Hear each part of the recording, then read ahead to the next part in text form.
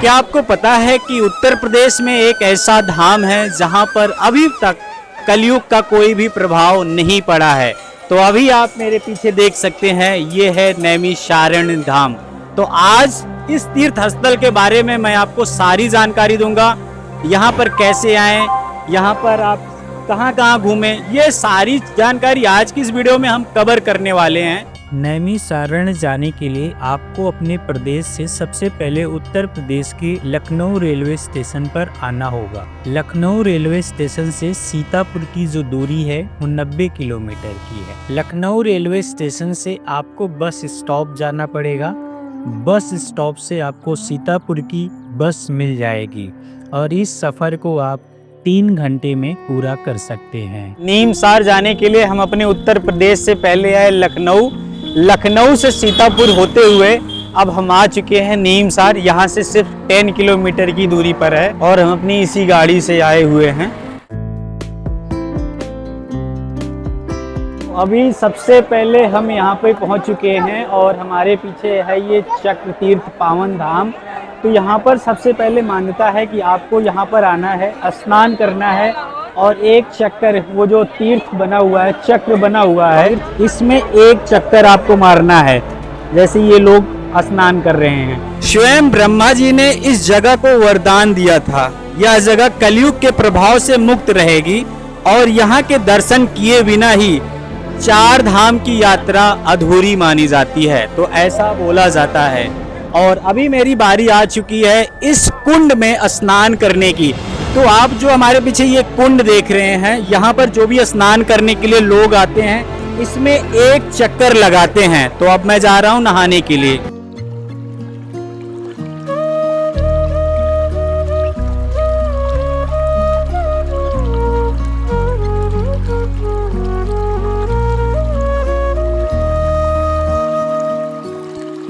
अट्ठासी 8000 ऋषियों को तपोभूमि बतलाने के लिए भगवान ब्रह्मा ने इसको पृथ्वी मंडल पे छोड़ा, जिसकी नेमी यहाँ पर शुरू हुई और ये नैमिषारण्य नाम से विख्यात हुआ।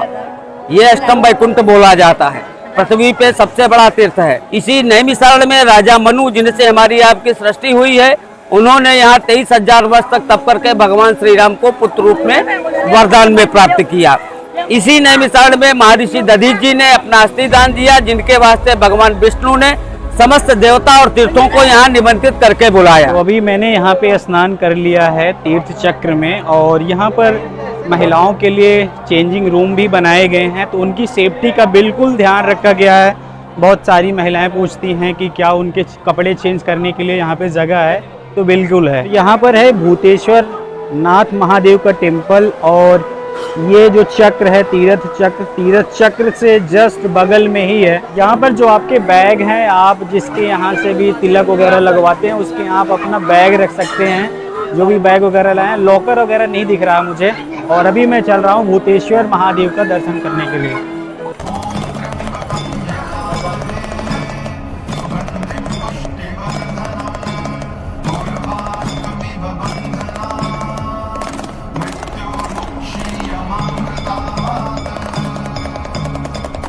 चक्र तीर्थ से ललिता देवी जो मंदिर है, वहाँ पे जाने के लिए हमने अपने पैदल के सफ़र को कंप्लीट किया है। हमारे पीछे आप ऑटो रिक्शा वगैरह भी देख सकते हैं।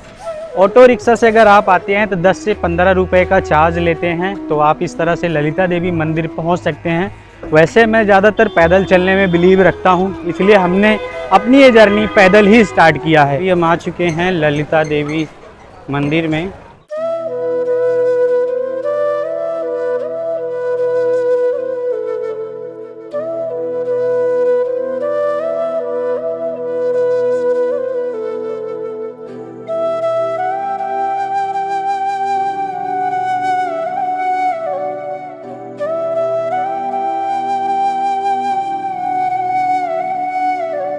प्रसाद तो मैंने ले लिया है और गर्मी आप देख रहे हो यहाँ पे कितना है, बहुत ज़्यादा गर्मी है।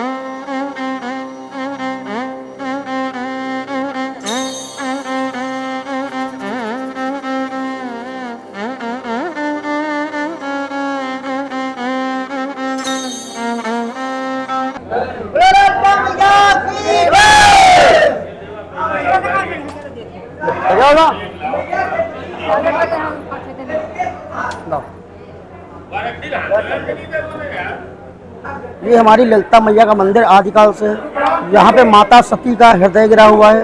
इन्हें लिंग धारणी कहते हैं। माता ललिता के सम्मुख ललितेश्वर महादेव बैठे हैं। ये 88,000 ऋषियों की तपोभूमि है। 33 कोटि, जिन्हें 33 कोटि करोड़ नहीं प्रकार के देवता बोले जाते हैं। 3.5 करोड़ तीर्थ यहाँ पर है। 88,000 ऋषि विद्यमान है। यहाँ पे ब्रह्म मनोमय चक्र, ब्रह्मा जी का चक्र गिरा हुआ है। यहाँ पे हनुमान गढ़ी है। ये क्वेश्चन पूछना चाहता हूँ कि एक ललिता देवी जी का मंदिर प्रयागराज में भी है, वहाँ पे भी मैंने दर्शन किया है। यहाँ पे माता जो सती माता है, आपने सुना 51 के खंड हुए थे। माता का यहाँ पे हृदय गिरा हुआ है। सेम चीज प्रयागराज में भी है। नहीं, वो यहाँ हृदय गिरा हुआ है। ये कहते हैं ना, ये ट्रांसफार्मर रखा हुआ है, सब यहाँ करंट जाती है। ये अष्टम बैकुंठ है। यहाँ पे कलयुग का प्रभाव नहीं है भैया। ललिता माता के मंदिर में हमारा जो दर्शन है वो बहुत भव्य तरीके से हुआ। ज़्यादा भीड़ नहीं थी, नॉर्मल थी। और यहाँ पर दर्शन करने के बाद मंदिर का परिक्रमा करना पड़ता है, तो ये बहुत ज़्यादा इम्पोर्टेंट है और आपको भी ये रूल फॉलो करने पड़ेंगे। तो हमारी परिक्रमा पूरी हुई, माता को प्रणाम करते हैं और आगे चलते हैं। तो अभी हम पहुँच चुके हैं पौराणिक सूत गद्दी मंदिर, और इस तरह से ये दिखता है। बहुत ही भव्य मंदिर है। सूत गद्दी मंदिर वही स्थान है जहाँ ऋषि सूत जी ने पहली बार भागवत कथा का अमृत बरसाया था। आज भी यहाँ आकर ऐसा लगता है मानो सूत जी स्वयं भगवान की लीला सुना रहे हों। यह सिर्फ मंदिर नहीं, आस्था का केंद्र है।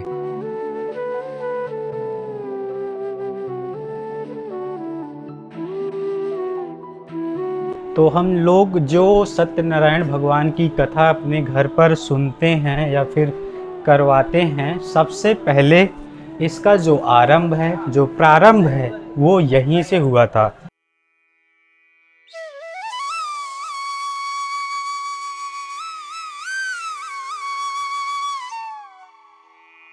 कितने का भैया? 50 का। अगर आप हनुमान जी के मंदिर में दर्शन करने के लिए आते हैं तो आपको यहाँ पर ये सारे तीर्थ स्थल देखने को और घूमने को मिल जाएंगे। तो अभी हम चलते हैं हनुमान जी का दर्शन करने के लिए। जब अहिरावण ने प्रभु श्री राम और लक्ष्मण को पाताल लोक में कैद कर लिया, तब संकट मोचन हनुमान जी वहां पर पहुंचे और उसका वध कर दिया। विजय के बाद उन्होंने अपने प्रभु को कंधे पर बिठाया और यहीं आकर प्रकट हुए थे। आज भी इस पावन स्थल पर हनुमान जी की वह अद्भुत मूर्ति विराजमान है, जहाँ कंधे पर राम और लक्ष्मण सुशोभित हैं। मानो यह दिव्य कथा आज भी हमारे सामने जीवंत हो।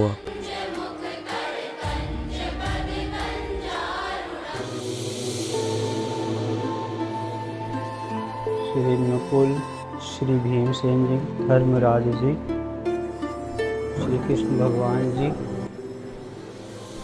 अर्जुन जी, सहदेव जी, माता द्रौपदी जी। तो हनुमान जी का जब आप दर्शन करने के लिए जाते हैं तो रास्ते में ही 5 पांडवों का ये मंदिर पड़ता है। आप यहाँ पर भी आके दर्शन कर सकते हैं।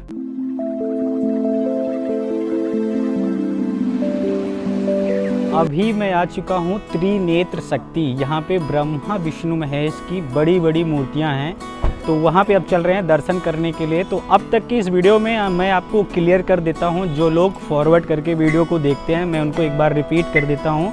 पहले मैं आया चक्र तीर्थ में दर्शन करने के बाद हम चले गए ललिता देवी मंदिर में दर्शन करने के लिए।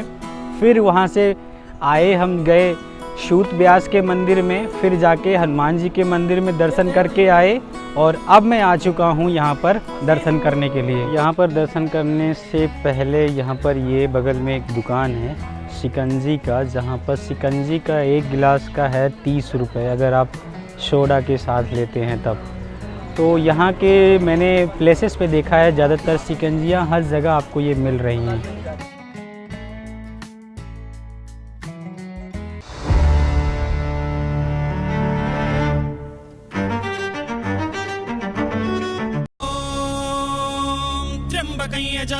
सुगन्धिं पुष्टिवर्धनम् उर्वारुकमिव बन्धनान् मृत्योर्मुक्षीयमामृतात् आमहे सौमनसाय रुद्रन्नमोभिर्देवमसुरं दुवस्य।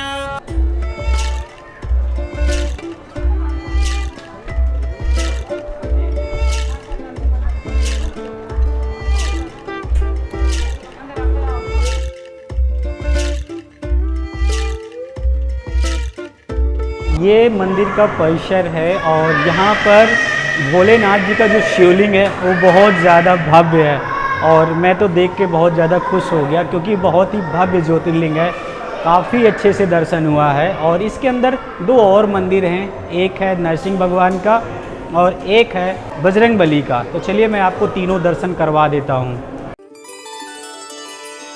सर्वव्यापी तू प्रचंड महाकाय आदिशक्ती तू नरमुंड मालाधार तुझ्या विना जीवनासर्थ साकार। अभी हम नैमिषारण्य में घूम के आ चुके हैं, दिन के 2:30 बज रहे हैं और अभी मैं आ चुका हूँ लखनऊ में। लखनऊ में होटल पैराडाइज है और यहाँ पे चल के खाना खाते हैं क्योंकि भूख बहुत तेज़ से लगी है और सीतापुर में मुझे कुछ ऐसा होटल दिखा नहीं जहाँ पे मैं खाना खा सकूँ।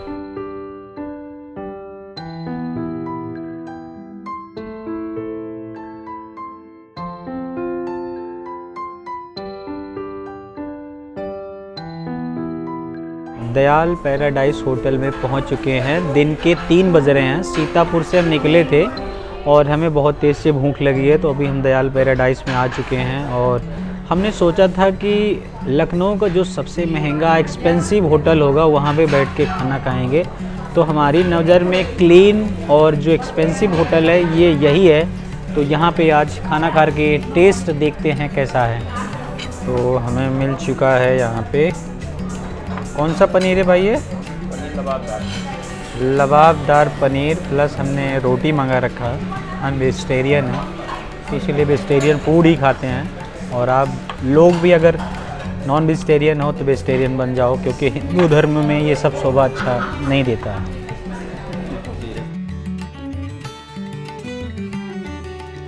तो आज के ब्लॉग में सिर्फ इतना ही। जिन्होंने यहाँ तक आकर इस ब्लॉग को देखा उनको बहुत बहुत धन्यवाद। ये वीडियो अगर आपको पसंद आती है तो प्लीज़ हमारे चैनल को लाइक करें, शेयर करें, सब्सक्राइब करें। जय श्री राम।